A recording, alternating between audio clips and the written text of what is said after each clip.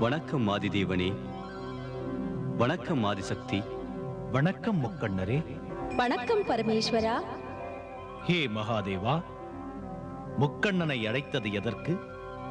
ஹே பிரபு சதாசிவா, பிரம்மதேவர் பிரபுவின் எண்ணங்களுக்கு இணங்க உலக சிருஷ்டிகளை ஏற்கின்றார். அதன்படி இந்த உலகில் உருவாக்கம் நிகழும். அதை போல படைத்தது அழிவதும் மிக அவசியம். ஆகையால் தமக்குரிய பணி அழித்தலாகும்.